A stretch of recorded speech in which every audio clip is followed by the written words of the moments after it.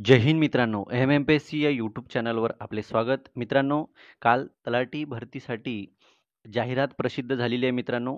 26 तारखेपासून परीक्षा फॉर्म म्हणजेच एक्झाम फॉर्म फिलअप करण्याची डेट आहे. तर बघा मित्रांनो, तर तलाठ्याच्या सिलेबसच्या अनुषंगाने आपण एक सीरीज सुरू केली होती मराठी आणि मॅथ आणि रिझनिंगची. तर त्याचंच हे पुढचं लेक्चर असणार आहे मित्रांनो. बघा, जे TCSने पेपर मागे घेतलेले आहे, त्याच्यातले मराठीचे क्वेश्चन्स आपण या लेक्चरमध्ये पाहणार आहोत. बघा, वेळ वाया न घालवता आपण सुरुवात करूया. कारण परीक्षेला मित्रांनो जास्त दिवस राहणार नाही. लगेचच 1-2 महिन्यात परीक्षा होईल मित्रांनो. म्हणजेच मे बी ऑगस्टमध्ये एक्झाम सुरू होईल. तर बघा, पहिला प्रश्न आहे, समानार्थी शब्दांच्या समूहातील अयोग्य शब्दगट ओळखा. तर काय म्हणते मित्रांनो, प्रश्न आहे की समानार्थी गट दिलेला आहे, त्याच्यातला एक अयोग्य गट आपल्याला काय करायचा आहे, निवडायचा आहे. तर बघा, याचं आन्सर काय राहणार आहे,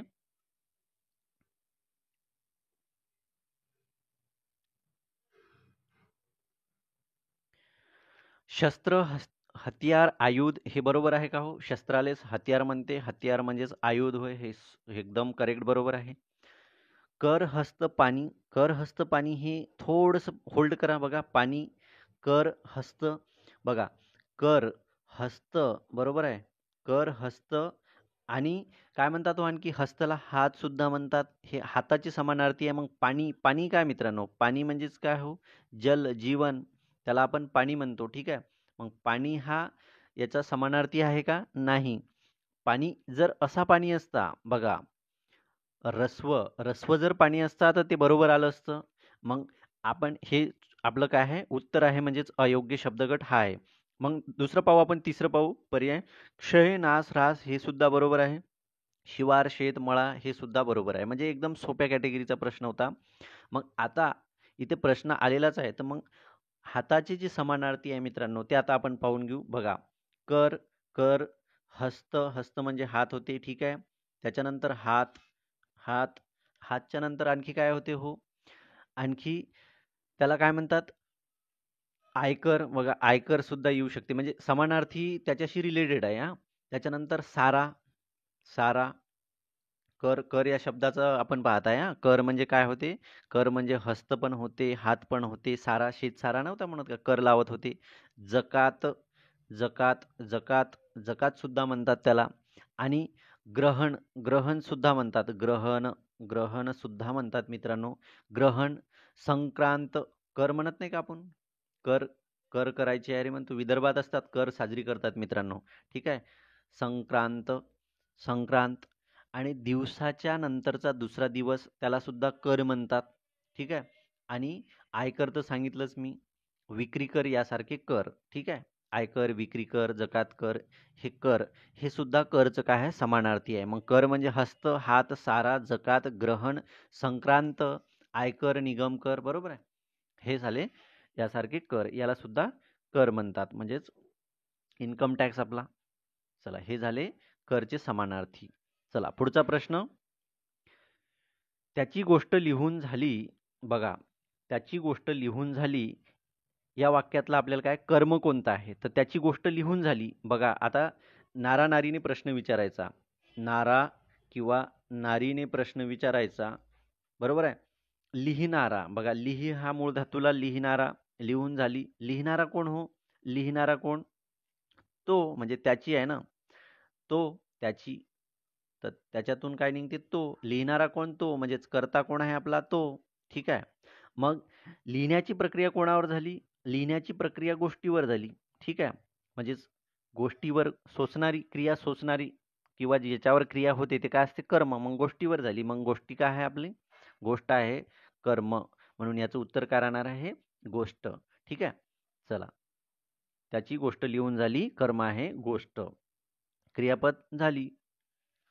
चला, आता पुढचं आहे, तो फार सुंदर चित्र काढतो या विधानार्थी वाक्याचे पुढीलपैकी कोणते उद्गारार्थी वाक्य होईल.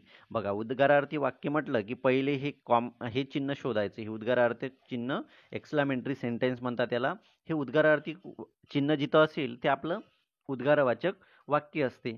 तर बघा बरं, कोणत्या कोणत्या ऑप्शनमध्ये दिलेलं आहे, एकाच ऑप्शन, म्हणजे TCSने सोपा पॅटर्न विचारला. ठीक आहे. तो फार सुंदर चित्र काढतो, तर काय ते काढतो तो सुंदर चित्र, एक्सक्लेमेटरी मार्क नाही म्हणून हे उत्तर येणार नाही. चित्र काढतो तो सुंदर हे सुद्धा नाही. मग तो किती सुंदर चित्र काढतो बघा, किती म्हणून काही प्रश्न वगैरे नाही आहे बरं, कारण तो आपले एक भाव निघालेला आहे. तो किती सुंदर चित्र काढतो, बापरे तो किती सुंदर चित्र काढतो, असं जरी आलं असतं तर ते उत्तर बरोबर आलं असतं. फक्त हे एक्सक्लेमेटरी मार्क तिथं पाहिजे. ठीक आहे, चला.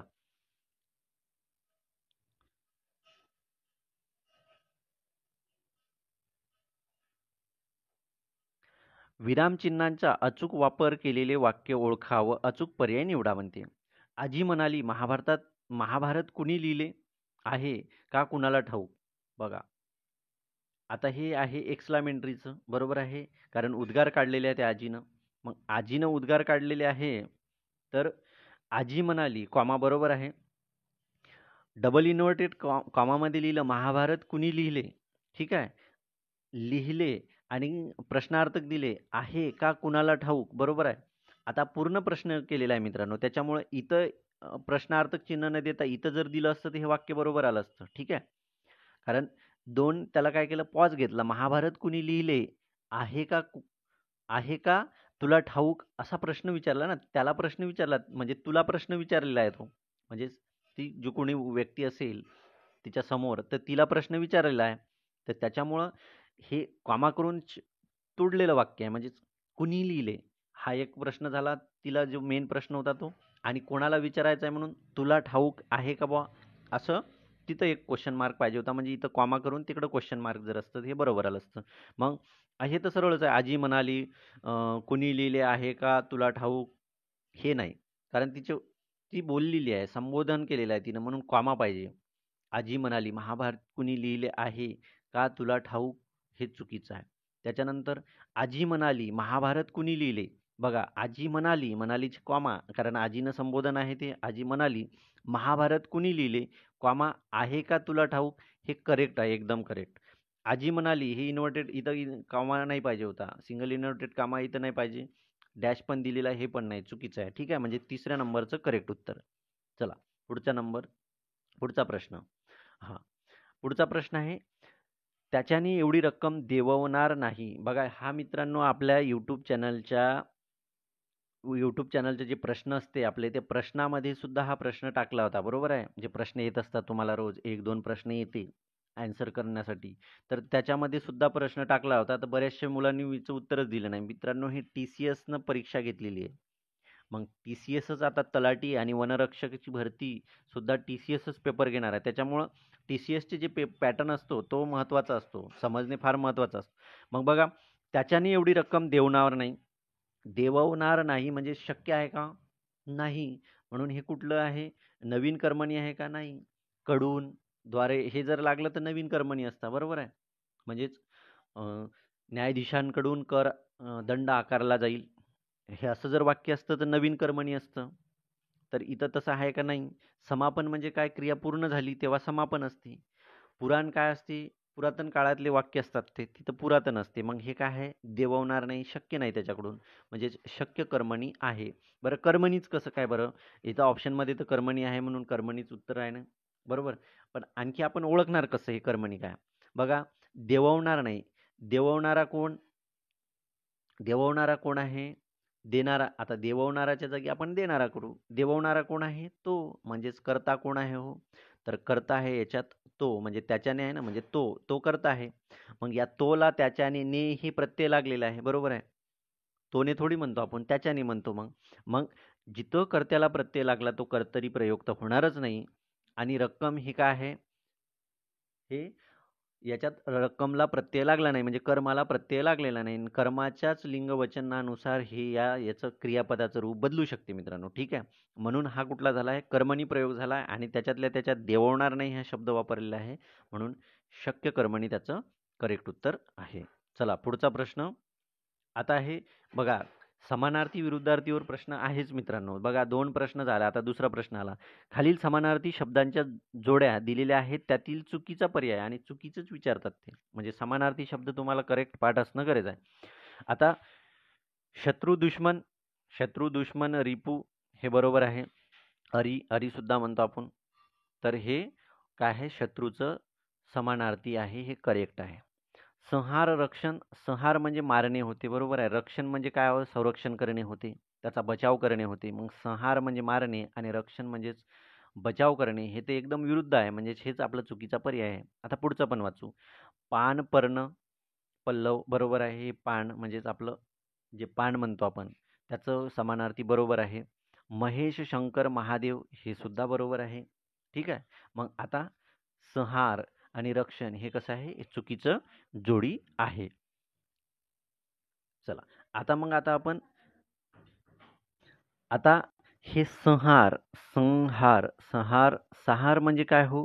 तर संहार म्हणजे काय होते? मारणे, बरोबर आहे. मारणे, हल्ला करणे. संहार म्हणजे काय होते? मारणे, हल्ला करणे, नाश करणे, नाश करणे. नाश सुद्धा येतो मित्रांनो, नाश. संहार म्हणजे नाश करणे, विनाश करणे, विनाश करणे, विनाश, विनाश आणि सर्वनाश, सर्वनाश, सर्वनाश, सर्वनाश होईल म्हणतो. संहार होईल तुझा, सर्वनाश होईल. ठीक आहे. मग रक्षण म्हणजेच काय हो? बचाव, संरक्षण हे रक्षणचं आहे. पान, पर्ण, पल्लव हे पानाचं आहे. महेश, महादेव, शंकर, पार्वतीपती, ठीक आहे, हे काय आहे? शंकराचे आहे. आता शंकराचे आणखी 2-4 सांगून देतो तुम्हाला बघा. महादेव, महादेव हे सगळ्याला माहीत आहे. शंकर माहीत आहे. सांब, सांब, सांब सुद्धा म्हणतात मित्रांनो. ठीक आहे. तर साम सुद्धा म्हणतात. शंकराला काय म्हणतात? सांब. सामच्या नंतर शिव, शिव हे जनरल माहीत आहे आपल्याला सगळे. शिव, साम. चंद्रशेखर महत्वाचं आहे. चंद्रशेखर, चंद्रशेखर. कोणाचं नाव जर असेल चंद्रशेखर, तर तुम्ही समजून जा की तुम्ही कोणाचा अवतार आहे हो? महेश म्हणजे महादेवाचा अवतार आहे. तुम्ही महान लोक आहे. चंद्रशेखर. कोणी आपल्या यूट्यूब चॅनलवर जर चंद्रशेखर नावाचा मित्र असेल, तर चंद्रशेखर जर नाव असेल तर तुम्ही महान आहे, समजून चला. चंद्रशेखर, भालचंद्र. चंद्रशेखर का म्हणतात? कारण त्यांच्या शिखर म्हणजे डोक्यावर चंद्र आहे. ठीक आहे, म्हणून त्याला म्हणतात चंद्रशेखर. भालचंद्र, भाळावर चंद्र आहे म्हणजे भालचंद्र. गिरीश, गिरीश म्हणतात गिरीश, कारण गिरी पर्वतावर राहतात ना, म्हणजे डोंगरावर राहतात म्हणून. आणि त्र्यंबक, कारण त्रिशूल आहे. ठीक आहे, त्र्यंबक. शूलपाणी, शूल, शूल म्हणजे काय? त्रिशूल. आणि पाणी म्हणजे हात. तर शूलपाणी हे सुद्धा त्यांची नावं आहेत मित्रांनो. मी लिहिले नाही इथं, कारण जागा आपली काय होते, थोडी कमी आहे. आणि मग लिहित बसलं तर आपल्याला हे इकडं म्हणजे तिथं काला होऊन जाते मित्रांनो. ठीक आहे, त्याच्यामुळं मी लिहिलं नाही. संहार, नाश हे विनाश आहे. आणि महेशचं सांगितलं कारण मला इम्पॉर्टंट वाटलं, कारण येऊ शकते पुढं महेशचे समानार्थी येऊ शकते. चला, पुढचा प्रश्न.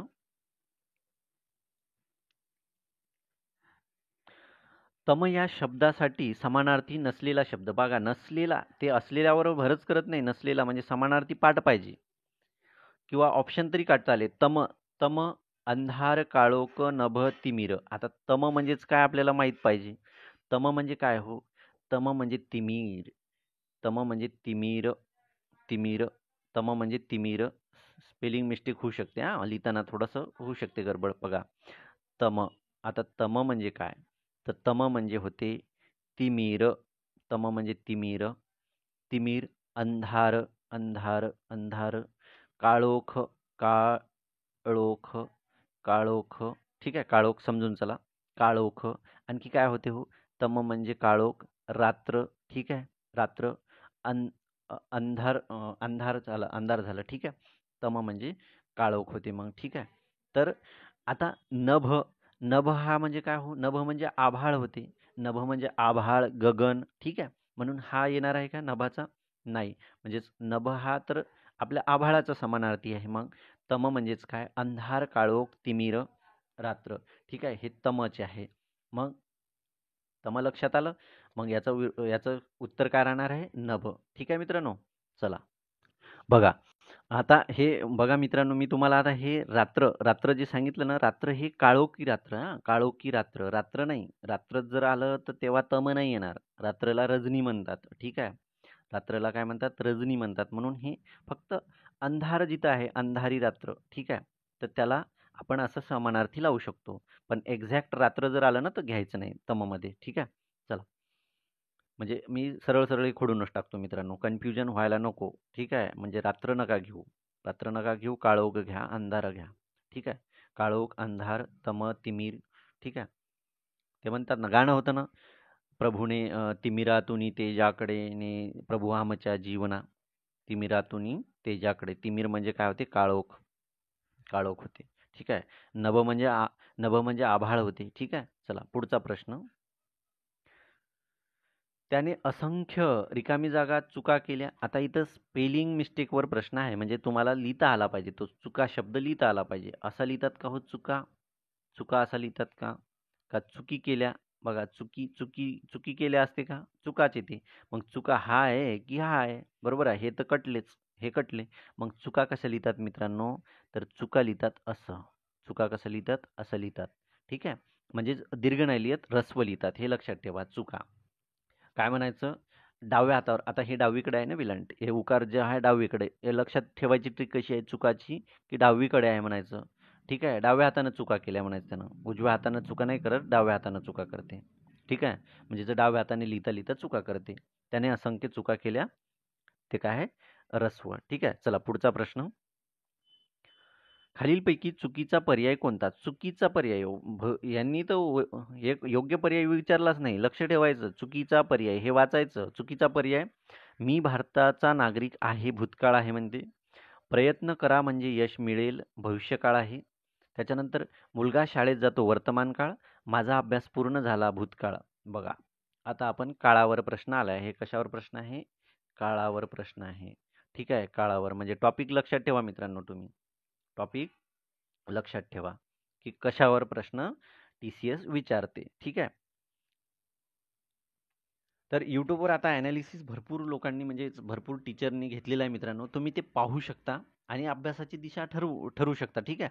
म्हणजे आपण आपल्या चॅनलवर काही ॲनालिसिस घेऊन येणार नाही. आपण डायरेक्ट टू द पॉईंट अभ्यासाच्या गोष्टी करू. कारण भरपूर लोक आहेत, टीचर लोक आहेत.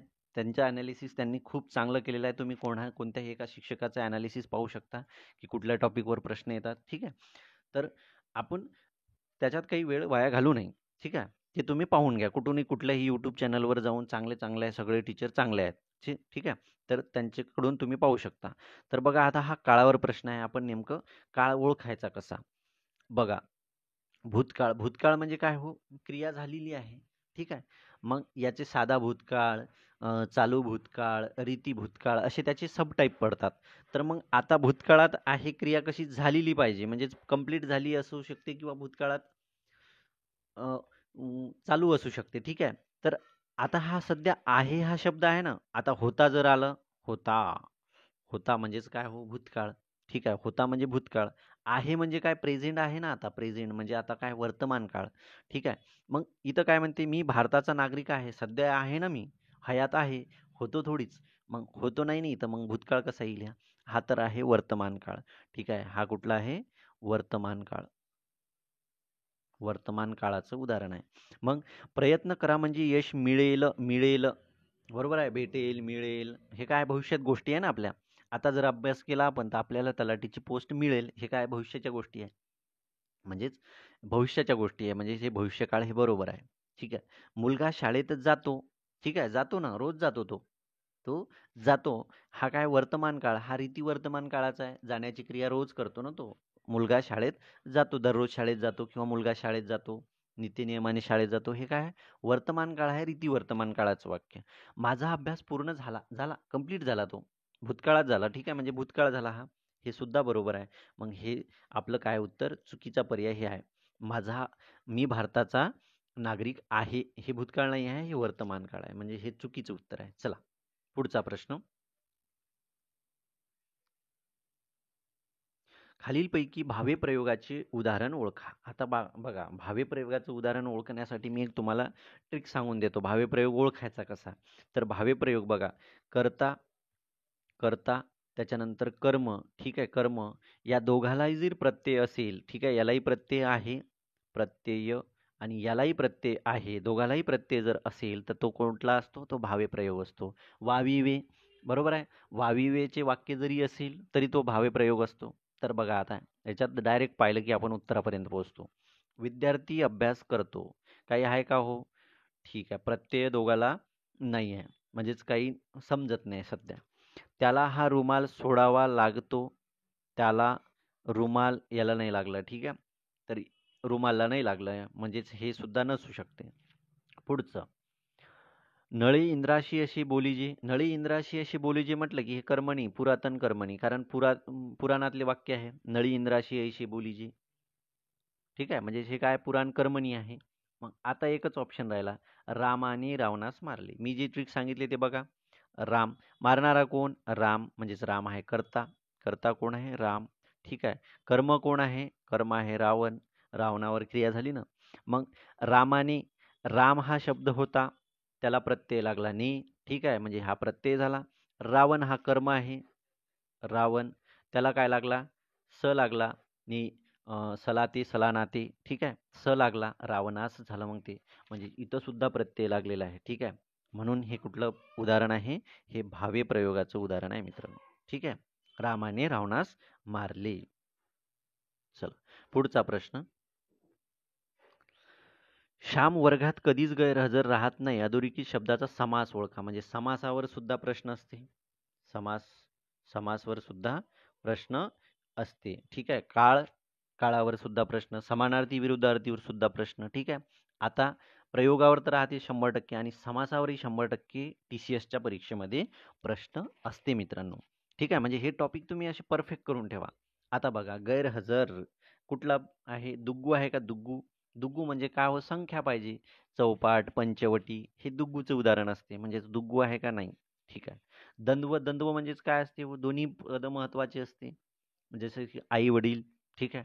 भाऊ बहीण. तर हे दोन्ही पद महत्वाचे असतात त्याच्यात. ते असते द्वंद्व. आता आता तत्पुरुष आहे की अविभाव आहे? तर अविभाव म्हणजे काय असते हो? पहिलं पद महत्वाचं असते. गैरहजर. आता हजर. ठीक आहे. आता हजर जर म्हटलं की प्रेझेंट. प्रेझेंट म्हटलं की बघा, आता शाळेत जर हजर असले, कोणी आता आपल्या यूट्यूब लेक्चरला हजर आहे समजा. मग हजर आहे म्हणजे त्याचा फायदा झाला आहे. ठीक आहे. त्याचा फायदा होणार. थोडंफार तर नॉलेज भेटणार ना त्याला. तर हजर म्हणजे फायदा झाला. पण गैरहजर आहे म्हणजेच काय झालं आहे? आता त्याचं थोडंफार म्हणजे तो नाही आहे, मग त्याचा थोडा फायदा होणार आहे का? नाही आहे. म्हणजे याच्यात महत्त्वाचं आपल्याला सांगायचं होतं की यूट्यूब लेक्चरला गैरहजर लोक आहेत. जे गैरहजर आहेत त्यांना काही तेवढा फायदा होणार नाही. जे हजर आहे त्यांना फायदा होईल. मग आपल्याला म्हणायचं होतं की गैरहजर हा शब्द वापरायचा होता, की गैरहजर विद्यार्थ्यांना थोडंफार म्हणजे त्यांचा थोडा फायदा होणार नाही, जे हजर असतील त्यांच्या कंपॅरिझननं. ठीक आहे.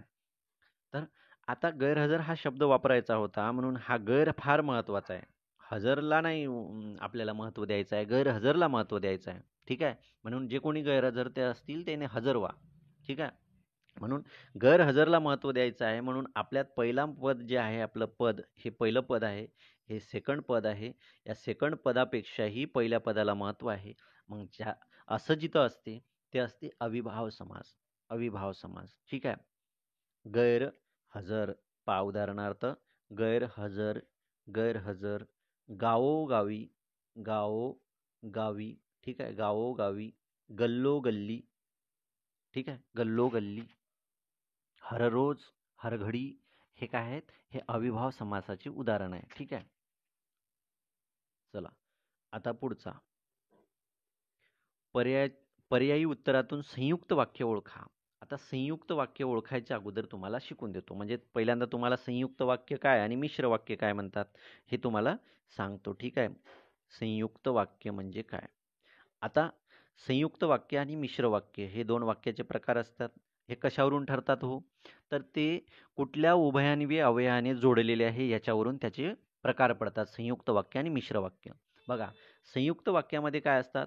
प्रधानत्व, प्रधान प्रधानत्व सूचक उभयान्वी अवयवाने जर जोडलेले असेल तर ते असते संयुक्त वाक्य.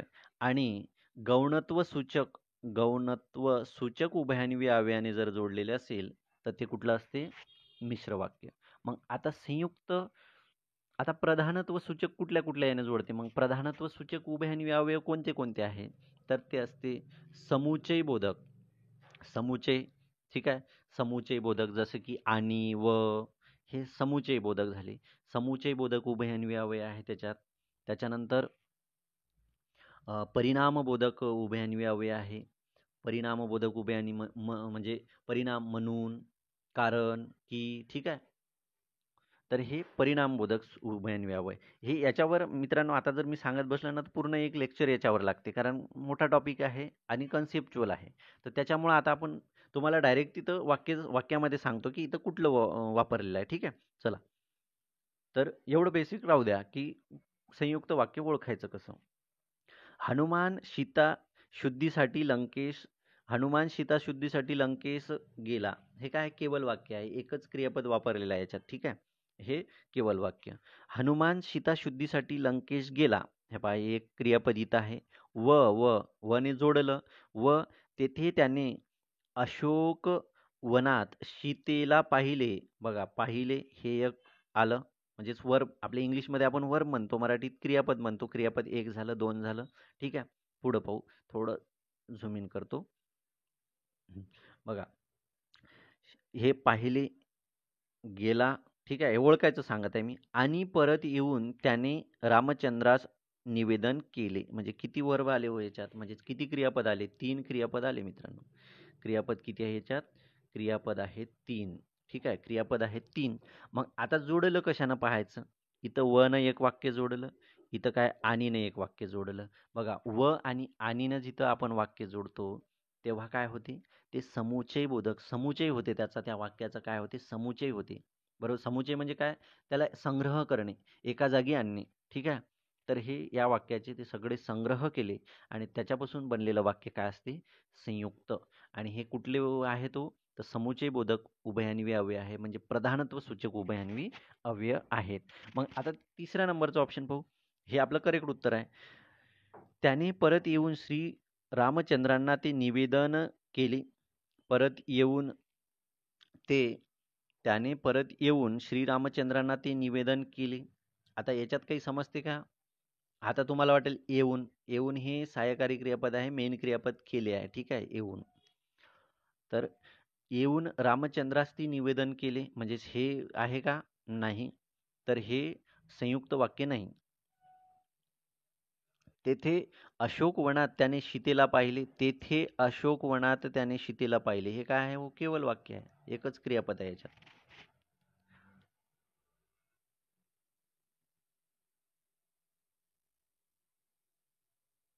चला. आणि 3 नंबरचं पण केवळच वाक्य आहे हां. ते जरी वाटत असेल 2-2 क्रियापद आपल्याला, ते क्रियापद नाही आहे. चला.